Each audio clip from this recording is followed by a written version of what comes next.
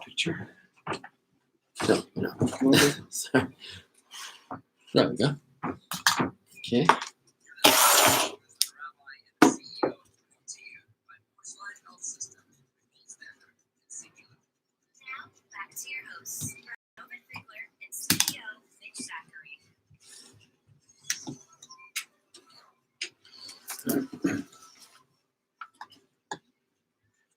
Separating the facts from the fiction and the Bubba Mises from the bottom line. You are listening to the Sunday Schmooze with the Rabbi David Vigler of Chabad Palm Beach Gardens. Mitch Zachary is the CEO of Zachary Financial Consultants, and together we are taking the Jewish views on the news, separating the facts from the fiction and the Bubba Mises from the bottom line. Mitch, how are you doing? Well, I've been pretty busy trying to help my clients get money from the government. You know, it's easy to say you want to give over $300 billion away, but in practice doing it is very complicated. I think most people haven't even gotten their stimulus checks yet. Have you got anything, Rabbi? Nothing. Yeah, it'll come. But it's just it's funny, but you think just because Congress passes laws, the checks are in the mail, but it just doesn't work that fast. Everybody, if you're expecting money, you be patient. You'll probably get it this week if you haven't gotten it already. Mitch, thank you for your help that you're providing to members of the community and to your clients and everybody around. I'm sure anybody who needs can contact you, right? Yeah. If anybody has any question, you can email me at mzachary, Zachary, at zacharyfinancial.com. If you have any questions. If I think I can help you, be happy to do it. Anything I can do to help you get through this awful time in our lives. Fantastic, Mitch. You're a blessing and you're a blessing to this community. But I want to talk to you today, Mitch, about the ultimate stimulus plan, something way, way beyond the $300 billion. Is that what it is? I thought it was trillions. A total of $1 trillion. Only $1 trillion? It'll be more. I thought it was like 2.2. It'll be more. There'll be more. There's more than $1 trillion? You know, when the U.S. government, you could just print. Push print. Yeah, right? just print more. So I gotta get a printer like that. So you do, but you do. It's just not money, right? So Mitch, the thing is that I want to talk to you today about the ultimate stimulus plan of all time. It's way beyond $1 trillion.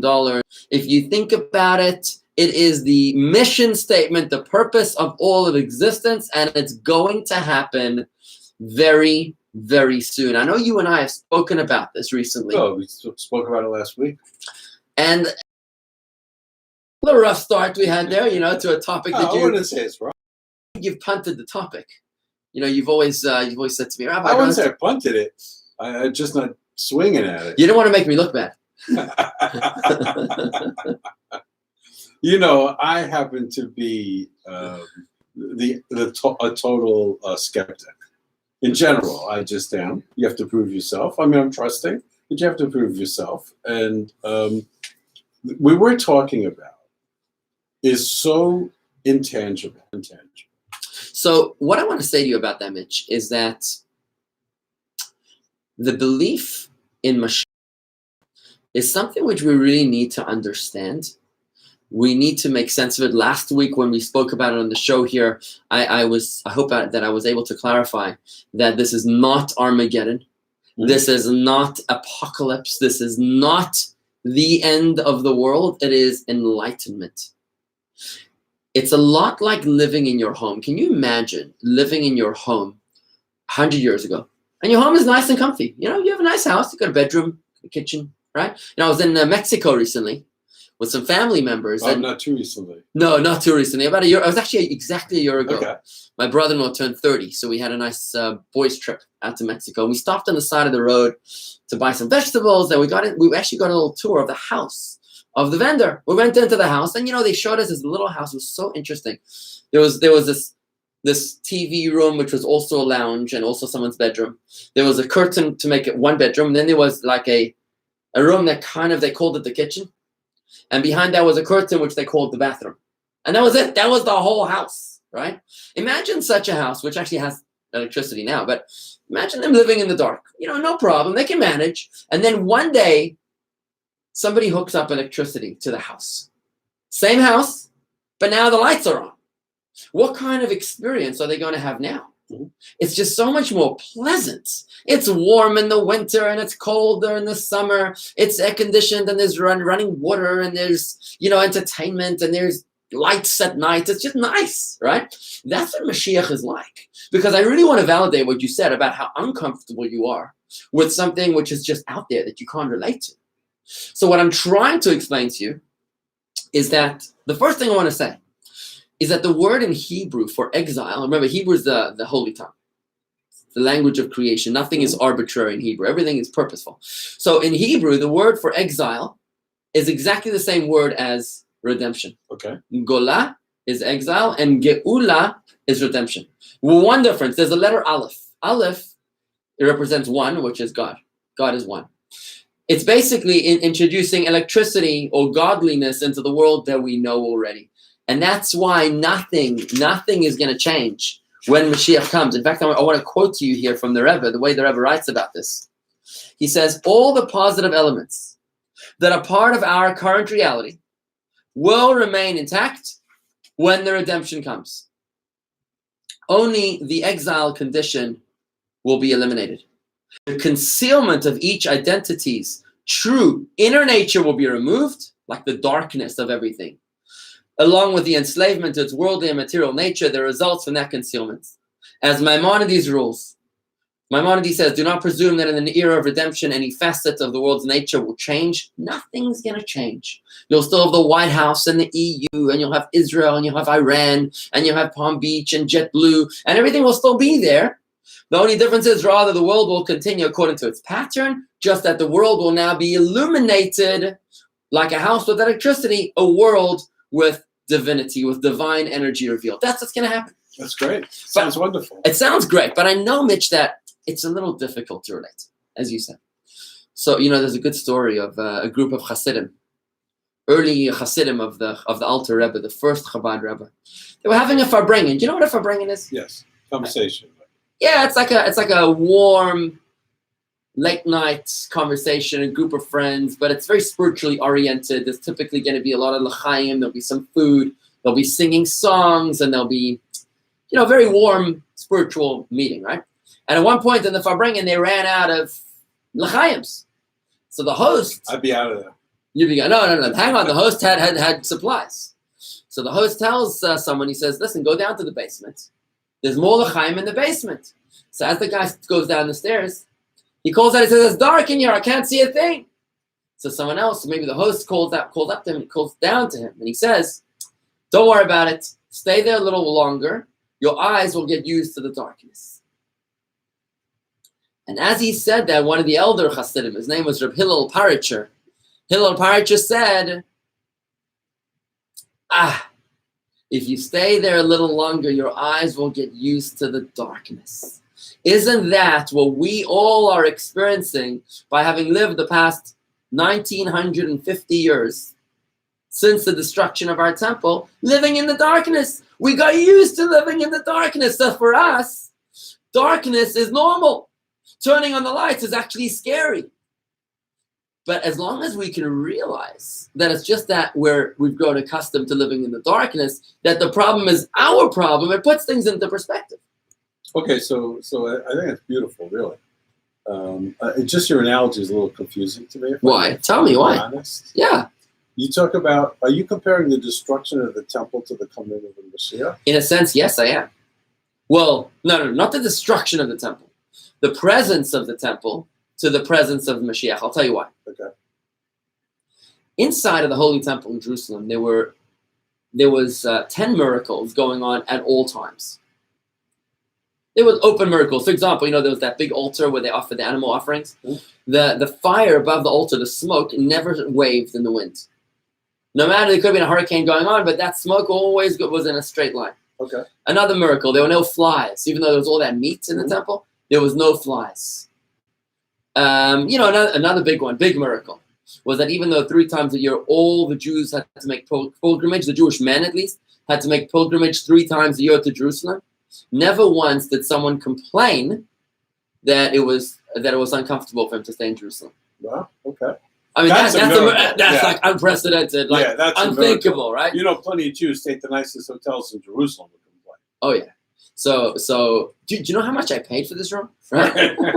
So, the miracle of the flies, we can handle that one. You can handle the smoke, but for a Jew not to complain. Yeah, that's like godliness revealed, right? So in the times of the temple, there were actually multiple miracles going on at all times. So divinity was perceived far, far more than it is now in what we call the exile, since our temple was destroyed. You follow what I'm saying? Yes. So that's why I do say to you, and I'm glad you picked up on that once the temple was destroyed by the Romans, the first time was by the Babylonians like 2,600 years ago. And the second time was by the Romans, Vespasian and Titus. That was just under 2,000 years ago. And ever since then, we've been living in a state of what we call the exile, where godliness is concealed. And we now are yearning to turn back on for divinity to be revealed all around us. Yeah. Interesting you say that, because, there's something about being in Jerusalem where the temple was, that feels godly. When and our listeners should know, I don't wear a kippah. When I'm in Jerusalem, I have to wear a kippah. It just feels wrong for a Jew to be in Jerusalem and not wear one. So I remember it's interesting you said it, because I remember when you went to the Western Wall the first time, we did this together. I remember when we went there the first time, you were very surprisingly moved. You really were not expecting I wasn't expecting that. Well, I think a lot of our listeners who've been there have that same reaction. But for me, just being where the temple was, just being near the wall in Jerusalem. I mean, fortunately, where we stayed the last time was really close to the old city. Really close. Like less than a block away, basically. And that was the most incredible accommodation. That was the last trip we did last year, right? Yeah, that was great. And so you feel like, especially when you're that close to the last place where we had to walk a little bit, but this time we're right there. And you really feel the godliness. There's something in the air. Han and I were reminiscing about it last night. Quarantine gives you a lot of quality conversations with your spouse. It's great. That's a benefit of quarantine. Yeah, just keep your guns in. Okay? Keep your guns in, okay. So we were reminiscing about the hotel that we stayed in. It was David Citadel, one of the most beautiful hotels in Israel, and how we had this room that was overlooking. It was right. The hotel's built like a horseshoe, right? Yeah. And the whole hotel is overlooking the old city of Jerusalem, overlooking the Western Wall. And our room was I think it was in the top floor, in the middle of the. Oh, I was in the circle. I was in the middle. We had the most incredible. I think we got an upgrade because we were the group leaders or something, and we were just in the most beautiful, magical, otherworldly. It was really otherworldly. I remember we stepped out on our balcony. And just to look at the sunrise over the Western Wall, over the Temple Mount, it was breathtaking, Mitch. It was true. There was a holiness to it. Yeah. And that sense of holiness that you are describing as self-proclaimed skeptic. Right? Okay. So let's beautiful. So let's take that feeling, the feeling of being in Jerusalem near the wall. Is that, Rabbi, with your vision of the feeling, the sense we'll have on the coming of the Moshiach? Yes, exactly. So I want you to think for a moment, Mitch, about how you felt on our first trip to Israel. It was our first community trip to Israel. It was 2012. Right. It was your first trip to Israel. 15. I went on the second one. Oh, you went on the second trip. Oh, fine. Yeah, you did went to the second trip. Fine. So it was your first trip to Israel ever, right? And you were a very down-to-earth kind of guy. Haven't changed much. I still am. Yeah, you haven't changed much. You're very, very down to earth. Grounded, yeah. Grounded is the right word, yeah. And here you are, you come to the Western Wall, and you felt elevated. Yeah. You felt uplifted. You couldn't put your finger on it, but you felt connected to something higher. Mm-hmm. I call it sense? Yeah, I felt when I first touched the wall, I was speechless. Really, I couldn't even pray. The feeling was so overwhelming. And I felt like I'm connecting with all of my prior descendants. Most of them never got that far to touch the wall. And they yearned towards this point, right? Right. Next year in Jerusalem, well, there I was. How interesting what you just said was like a relay race. I'm thinking of a relay race, how your ancestors before you were all praying 3 times a day. Your very name is Zachariah, right? Which is, they were praying towards Jerusalem. Jerusalem. Is Zachariah. Yeah. Right. Which is the prophet Zechariah, who's buried a few 100 feet away from the Western Wall, right? So they were praying towards the spot, and how many of your ancestors actually made it to the spot? Yet, their youngest, their newest addition, generation Mitch Zachary. The 100th generation, maybe? It's actually 130 generations since Adam and Eve. 100 generations. No, I'm saying, but since the destruction of the temple. Oh, since the destruction of the temple, about 100. We're actually 100 generations since Moses right now. Okay. Right now, we're 100 generations since Moses. So you're talking a lot less than that, maybe 80 generations since the destruction of the temple. So what happens now is it's like a relay race that you've delivered the baton to the actual wall. And here you are, grounded, Mitch Zachary, you know. And now both of my children have touched it. Amazing. So hopefully that will always continue. All my and we're taking that to the next generation now, hopefully. Right. So now what happens is that you come to this wall and you feel something spiritual, something like electric within you is how I'm describing it. Yes. And that is exactly, Mitch, how I feel is the era of Moshiach. Okay. That nothing's going to change. You were still the same person. You left and you went back to the same hotel room afterwards and you had a nice dinner and life went on. But you felt something changed. No question. Something changed, like a certain perception. Exactly. A sensitivity. And I lost a lot of my skepticism. Wow. Maybe that's why Schmooze Radio has evolved ever since. Right? It has. I have. I wonder if we broke a glass ceiling over there at the Western Wall. To any of our listeners that have never been to Israel, and I know traveling a trip like that on an airplane doesn't sound too attractive right now. Hopefully that changes. If you've been to Israel, you understand what I'm saying. If you haven't been to Israel, when things get better, I strongly suggest you touch the wall because it's like a culmination of everything you've ever prayed for. Now, of course, the rabbi is saying there is another piece to that puzzle in terms of our development, which is the coming of the Moshiach. I feel that the experience that you had and I had the great privilege of being there a few feet away from you when that happened and seeing your face when you came back from the wall. That was a miniature of the enlightenment, the uplifting, the presence, the higher consciousness that we all experience when Mashiach comes. Okay. Mashiach is a human being who will lead this world. Think of Barack Obama, who not that he was the Mashiach, but that he inspired a lot of people. I remember the night that he won the election. It was like a really inspirational moment, whether you were a Republican or Democrat, to think of the first African American, and he's up there in Chicago in whatever park that was, and making his oration, his wife and his daughters. That was something very uplifting, and he spoke very, you know what, very passionately. For a prior generation, it probably felt like that when JFK was elected. Right, and then before my times. So Moshiach is a human being that will inspire our generation to a state of higher consciousness, to be able to guide us, to identify that power, that fire within our souls, to be able to sense the holiness that's all around us, the divinity that's all around us, and that's what's going to happen when Mashiach comes. Okay, I look forward to that. So that's something that you can relate to a little bit better, right? That sense, yes. I think a good part of our conversations recently has been you dispelling the myth of what you called the Christianity view of the second coming, what they call the second coming. The end of the world. First. Right. War, death, destruction, right? So let me ask you this. So this sense of peace, of additional spirituality, is that just for the Jews or is that for everybody? This era of Mashiach? Yes. It's actually for everybody. Okay. World, right? So the whole world will experience a state of enlightened consciousness. There is this concept of the resurrection of the dead, which means not only the living. Right now, all the living will be able to experience this enlightenment. And by the way, I want you to picture what it looks like when Hamas, Hezbollah, Iran, right? KKK experiences higher consciousness. Think of all that hate, all the darkness, negativity, all that evil just dissipating, like the rats scampering away in a dark attic when you turn the light. Even these people will turn good.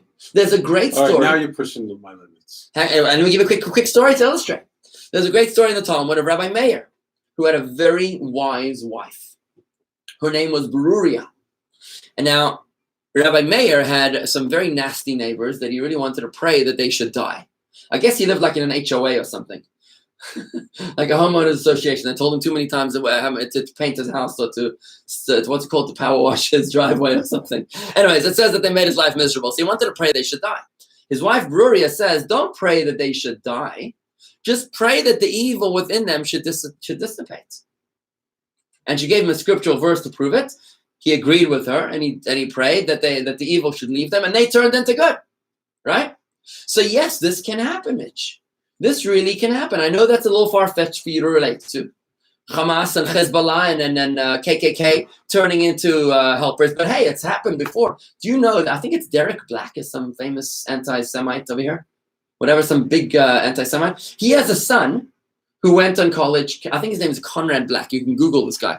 He went onto college campus and he was, like an avowed born anti-Semite. And he joined Chabad on campus or something. He met a Jew, invited him for Friday night dinner, and they became good friends. And this guy now has become like a real lover of the Jews. It's fascinating. His father's like, getting no nachas from this kid, right? He likes the Jews, and he's a supporter of the Jews, and he speaks at Chabad houses and places like that. But you've seen before when Nazis have turned into friends of Israel. There was a movie we showed at the Chabad in the summertime. I don't know if you remember, about a Nazi from Hungary. Did you see that movie? No.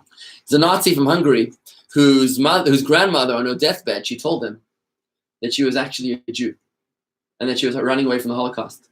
And this, of course, it's his mother's mother. It set in within him a tremendous inner search until he eventually came to the rabbi. The rabbi wanted to throw him out. He's like, what do you mean? Like Hitler's coming to my door? Get out of here, And the guy persisted, and he actually identifies as a Jew. He now is a fully observant Jew.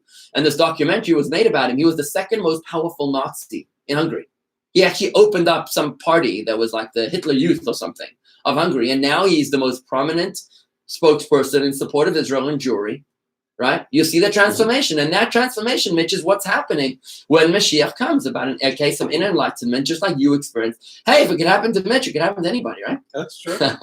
Well, I'm not in that category, thank God. But God forbid. What I don't understand, Rabbi, yeah. Okay, just going back to your example, how could evil people disavow their feelings? Well, just remember that evil is the absence of goodness. Just like darkness doesn't actually exist. Darkness is merely the absence of light. You can't make darkness. You can make light. Where there's no light, there is darkness, right? So automatically turn on the lights, the darkness goes away. Turn on the goodness, the evil dissipates. That's what it's about. Okay. I'm very skeptical. Listen, skeptical, it's a journey, Mitch. I'm on this journey with you. I'm on a campaign with you to try to get you a little more relating to the concept of So there'll be no Mashiach. more anti-Semitism. No more anti-Semitism. In fact, I'm going to read you a quick biblical verse over here If we have time. from Isaiah, just a quick one. Okay. It says, we read this on the last days of Pesach, and a wolf shall lie with a lamb, and a leopard shall lie with a young goat. A wolf with a lamb is some of the most famous verses in all of the Bible. The wolf shall lie with the lamb. This is a metaphor for peace that will reign between natural enemies. And that's all happening very, very soon with the coming of Mashiach. I'd like to encourage you, before we go to a quick commercial break, to learn more about Mashiach online by going to our website. Go to jewishgardens.com/Moshiach. That's jewishgardens.com/Moshiach. And if you have any questions, I would love to speak with you about it. Just please feel free to email me directly at rabbi@jewishgardens.com. That's rabbi@jewishgardens.com. I would love to hear your comments, thoughts, questions, or critiques to rabbi@jewishgardens.com. Don't go away. We'll be right back right after this brief commercial break. And to our Facebook and YouTube listeners, I want to say to you here, thank you for joining us. I feel like I'm in the studios, when Ellen and those kind of people, the late night show, when they take a TV break, they go to the live audience, right? Right. I always wonder what happens at the live audience. And now we can talk to our live audience right now. Okay. I want to just talk to our audience. Sure, no problem. I want to just talk to our audience here on Facebook. Rob Berger says, better than the wall is below and behind the wall when you are as close to the ark as it is possible to get. Rob, I don't understand what you're saying, man. I don't understand what you mean. Better than the wall is below and behind the wall. when you are as close to the ark as it is possible to get. I think you're talking about Jerusalem, the Ark of the Covenant in Jerusalem. When you go behind the wall, beneath the wall, yeah, that's an even holier experience, even a more powerful experience. So I think that's what you're talking about, which is awesome. I see we got Graciela and Hannah Siegelstein. We got Keith Koenig. Great to see you, Keith. And Jonathan Berkowitz and Daniel Klein here. This is wonderful. What's going on YouTube? Rob Briskin is with us. This is great. So good to have you with us, guys. If you feel that we're taking this a little too deep or too shallow, let me know. Thank you, Rob. I appreciate that. Feel free. Do you have any questions, guys, by the way, about Moshiach? What do you think? Do you have any questions about this Messianic era, about what Moshiach is all about? Something which we can introduce on the radio. Do you want to tell Mike that we're ready? Sure. Do you have any questions that you want to post to us? I'm not able to address the questions on YouTube directly during the show, but if you post them, I'll be happy to address what you're talking about. We'd love to hear from you on Facebook or on YouTube. So please feel free to post your questions or comments or critique. That's great. And we're going to be going back in the radio in just a moment. This is so much fun.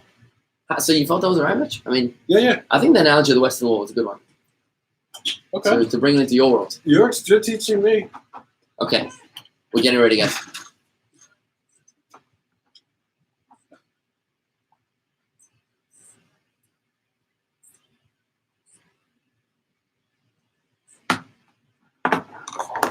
Separating the facts from the fiction and the Baba Mises from the bottom line. Good morning and welcome to the Sunday Schmooze with the Rabbi and the CEO. I'm Rabbi David Vigler of Chabad of Palm Beach Gardens, where you'll find traditional Jewish values for contemporary Jews just like you. My co-host is Mitch Zachary, CEO of Zachary Financial Consultants, taking care of you in the good times and I guess in the troubled times as well. Working harder in the troubled times. And Mitch, we are, as Jews, we believe that life is like a roller coaster. Every descent is there for the greater ascent that follows. Okay, that's good to know. No, Yeah, that's good to hear. what? That's good to hear because I started to come out of this situation. But when you're in a situation that's bad for so long, you start to feel like there's no end. It's very frustrating. It's very overwhelming. And now that we're starting to come out of it. Oh, we are? It's not on an incline anymore. So we flattened the curve now? Yeah, so to speak. Yeah, that's become a part of our language. Oh, thank God. Curve. Whatever that means. Okay, yeah. And so it's nice to feel like we were down and now we're going to go back up. Yeah, so in Jewish history, if you look at... But I think people need to be patient. If you look at Jewish history, Mitch, and if you read the prophets, and I really want to highly encourage our listeners to read the books of the prophets. Mitch, I know in our connection over the past 10 years or so that we've been close with each other, I know you spent a lot of time reading the 5 books of Moses, which is great. But have you ever read the book of Samuel, the book of Kings, the book of Joshua? No. The prophets. That's the next Only book. to the extent some that's in the Haftarah. In the Haftarah, yeah, but then you get one chapter here or there. Yeah. I think you do great with reading the book of Joshua. Start with the book of Joshua. Comes right after Moses passes away, as Joshua is about to bring the Jews into the promised land. We've got to get you a Tanakh, which is the full Bible. Okay. I think that would be nice to get you a proper full Bible. I'll read it. I think you'll really enjoy that. I think you'll really enjoy that. I'm going to get you a nice, good book. It's called the Tanakh, which incorporates the 5 books of Moses, all the books of the prophets, and all the writings as well. And when you look at those prophecies and those stories after Moses, you'll notice that always there's a decline. There's like a punishment, like suffering, whatever. And then when the Jews hit rock bottom, always there's some sort of a comforting, and God brings us back, takes care of us again. So here we are. We've just experienced almost 2,000 years of the hardest era of all of Jewish history. I mean, we've only been around here not even 6,000 years. And the past 2,000 years have been one pretty bad decline. Sure. So the incline that comes after such a decline is the incline that is the arrival of the Moshiach, which is the purpose for which the entire world was created. This is a fundamental belief here, Mitch, and I want to show it to you in the words of Maimonides. Maimonides writes as follows. I believe this is the 12th of the 13 principles of faith. Coming of the Moshiach.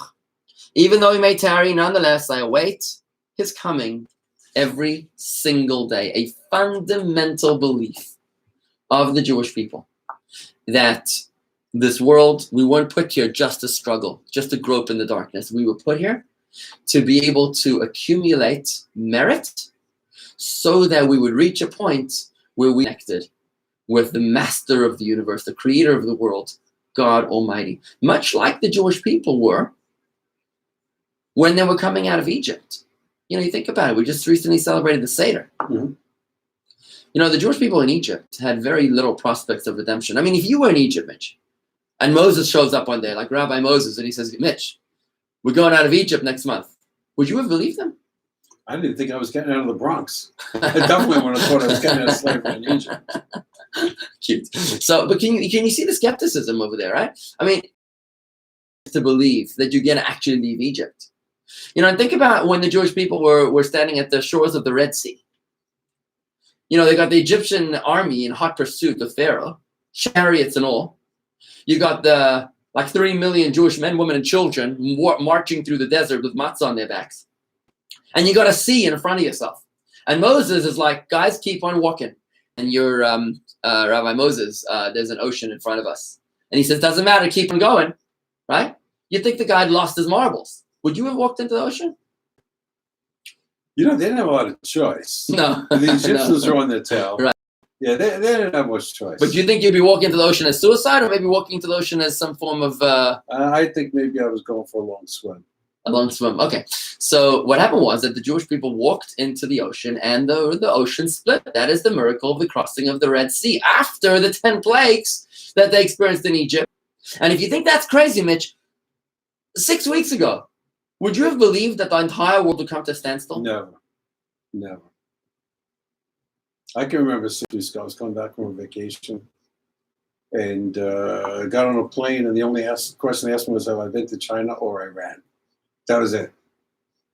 And I thought nothing of it. I was planning my next vacation in May with you to Italy. Right, exactly. And here, what happens?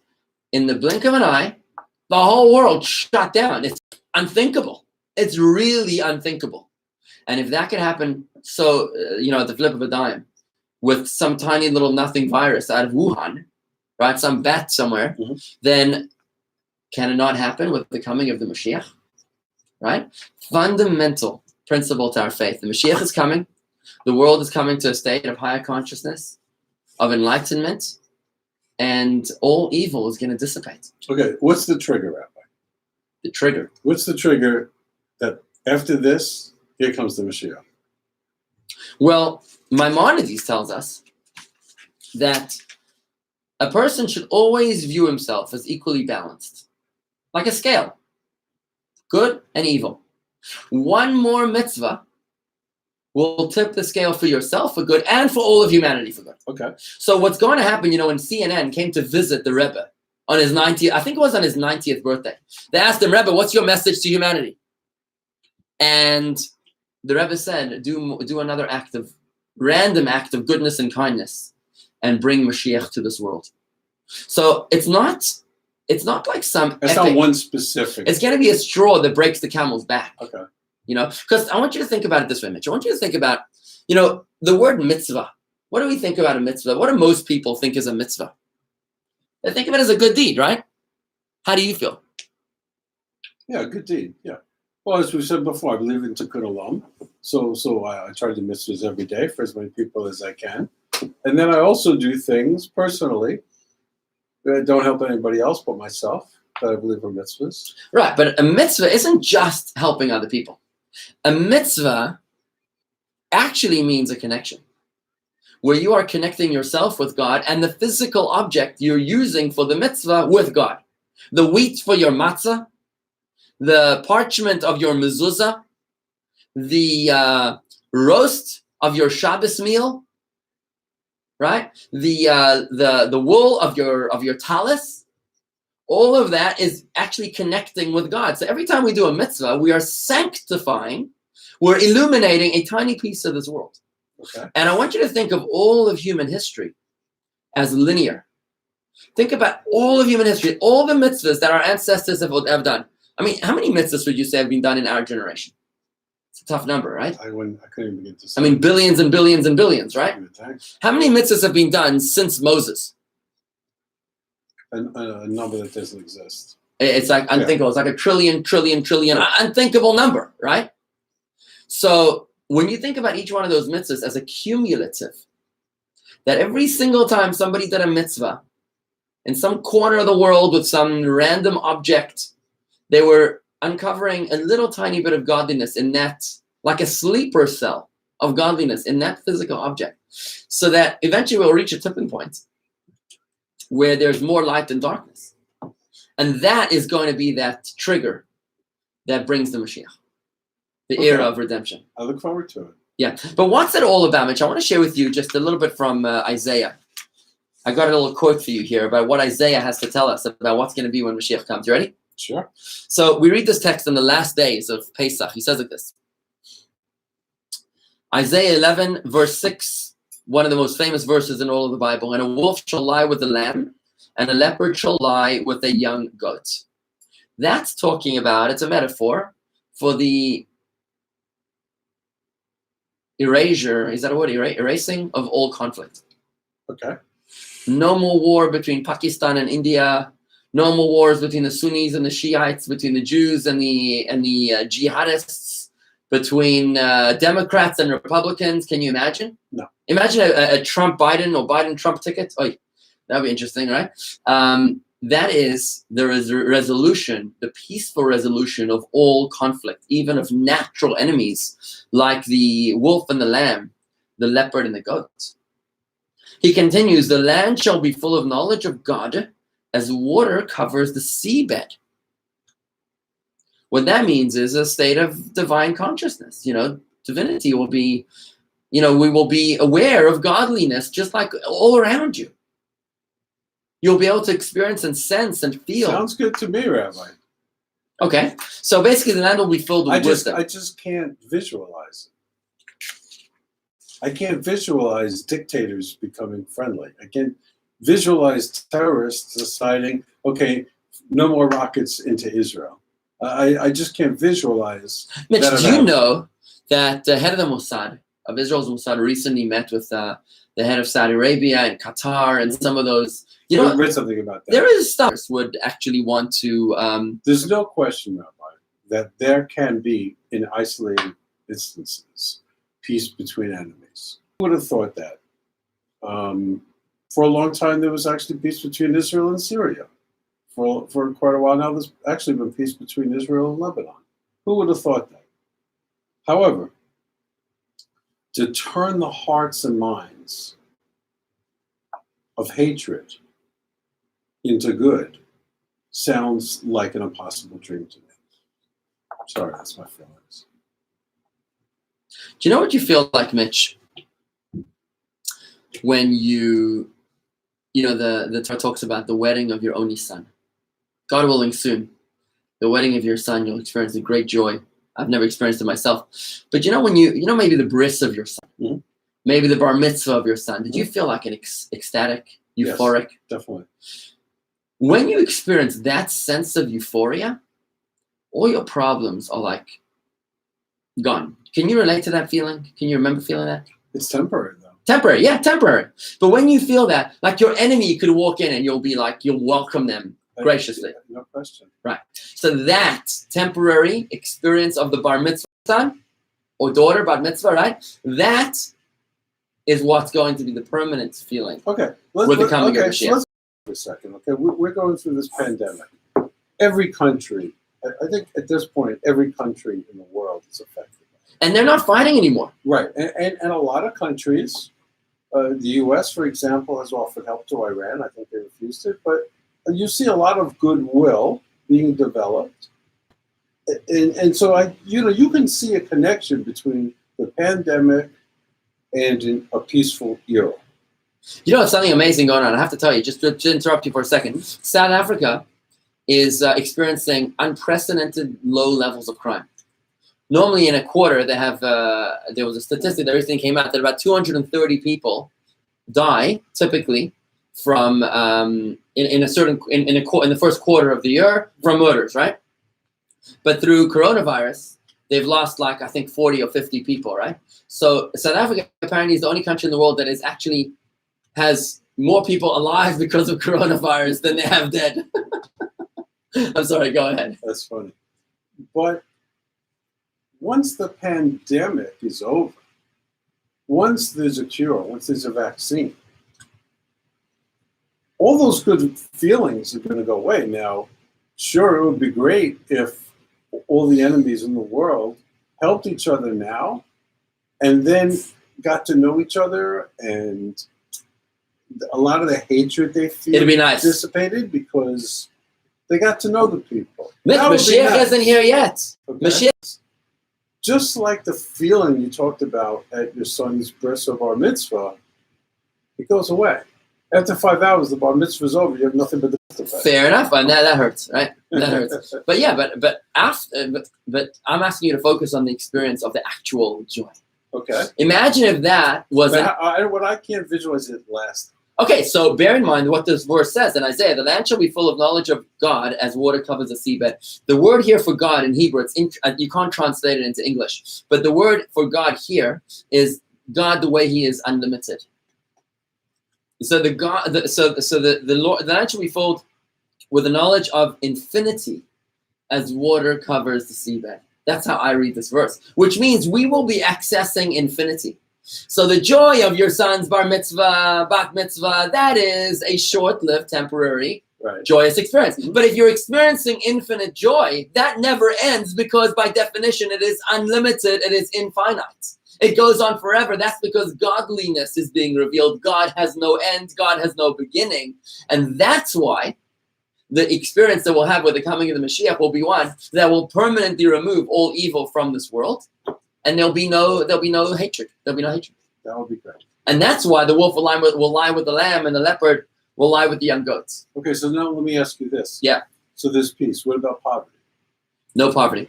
No poverty. Maimonides tells us that the luxuries of the world will be free as the sands of the earth.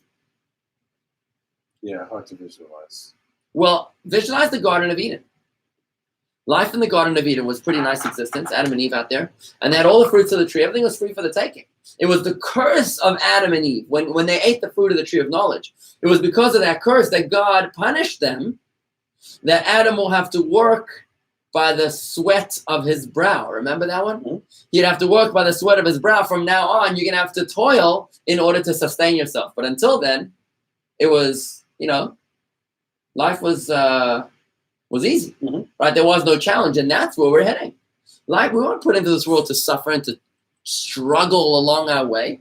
We were put into this world in order to connect deeply and meaningfully in an intimate relationship with our Creator. But people will still have to work hard. People also have to work hard. There'll still be class differences. There has to be. There's still going to be income inequality. Has to be. I don't know about that. I don't think so much. I don't think so. Yeah. Well, we don't know for sure. Nobody knows for sure. Visualize. I accept that, and I validate that. And none of us really, the sages, the prophets themselves, have identified that no eye has ever actually seen what will be when Mashiach comes. So we don't know for sure, but we can only glean from the various prophecies and references that we have throughout the Torah in different places. But there isn't like some PowerPoint presentation on what's exactly going to be taking place over then when Mashiach comes. So we get the general picture, and we all yearn. By the way, you know that when you die, there are 3 questions that they ask you. The first 3 questions that they ask you when you die. You ever heard of this one? No. Talmud tells us 3 questions. Number 1, Kavata itim la Torah, did you schedule fixed and permanent times to study Torah? Interesting question, right? Mm-hmm. How will you answer that question? Well, I study it. Absolutely. You will make in the affirmative for sure. So the first question they ask you in heaven, we should make a book like that. The 3 questions they ask you in heaven. Sounds good, right? Didn't Mitch Albom write that or something? So the first question is, did you schedule fixed times for Torah study? Number 2, Tzipita lishuata, did you eagerly anticipate the coming of the Mashiach? Did you believe in the coming of the Mashiach? Not just belief, but an eager, tangible anticipation. Yeah, I'm a no on that. Well, we're working on it. I'm going to call it a work in progress, right? And the third question is a lot more relevant to you. Maybe another 10 years ago. Maybe. Never say never. The difficult we do right away. The impossible takes a little longer. Right? General Montgomery. So the third question they ask you in heaven, Mitch, a lot more relevant to you. Nasata v'natata be'emuna. Did you do your business dealings with honor, with honesty? Were you honest in business? That's an interesting question that they're going to ask you. The three questions to ask you in heaven. And that's really what's going on there. I know people that the answer would be no. Right, but that's really what's happening over there when we pass in this world. And the belief in the Moshiach, which is fundamental, core to our belief as Jewish people. And what this is about a very, very exciting time that lies ahead of us. And let's just finish this prophecy from Isaiah. Ready? So far we said the world will be filled with higher consciousness, wisdom. That's going to cause, the light is going to cause the darkness to go away. That's why there's not going to be any fighting, right? Now, in addition to that, he shall gather the lost of Israel, and the scattered ones of Judah he shall gather from the four corners of the earth. So this is the ingathering of the exiles that God brings together. At the same time. Yeah, but I want you to picture all these downed airplanes. You know, these Delta and American Airlines fleets, you know where they're standing? They park them in the desert somewhere. And you see these airlines that are parked miles long of just airlines head to toe. We will, the prophecy says, will be flown to Israel on the wings of eagles, on Boeing and Airbus and Delta and American Airlines and Virgin Atlantic, right? We'll be flying to Israel on the wings of eagles, but this is the ingathering of the exiles, and how hard is that for God to do for us, right? But when that happens, Mitch, it says in the prophecy that he'll gather the exiles from Assyria and from Egypt. Now, Assyria in Hebrew is the same word as wealthy. And Egypt is the same word as tight or poor. Which basically means that the Messiah will be so enticing, so exciting, such a draw, that not only the poor will be drawn, because, the poor definitely want a better life, but even the wealthy will realize that they need more. That they want this. I talk to people in quarantine, people that are wealthy, that have a lot, they're affluent, they have nothing to worry about, and they are walking around bored out of their brackets right now because they're in quarantine, they're stuck at home, right?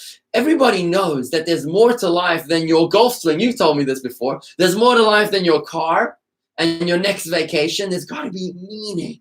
There's got to be purpose. And imagine if we have a charismatic leader who's able to lead the world, to inspire the world, like a Barack Obama kind of personality, like a JFK that can inspire a generation, like an Abraham Lincoln at Gettysburg or the Emancipation Proclamation, that can inspire a generation to a higher purpose. A Martin Luther King who has a dream, right, to change the status quo. That's what the Moshiach is about. It's a personality that will lead us higher, not only the poor, the Egypt, but even the wealthy, the Assyria, to be able to lead us to where we're headed, to the promised land. And then one more quote over here, Mitch. One more quote is from, it's the end of that verse in Isaiah. Ephraim shall not envy Judah, nor shall Judah vex Ephraim. Ever since King Solomon passed away, his foolish son Rechavam caused a great schism in Israel. There were two kingdoms. The kingdom of the 2 tribes and the kingdom of the 10 tribes, and they never got along since then, 2,900 years ago till today.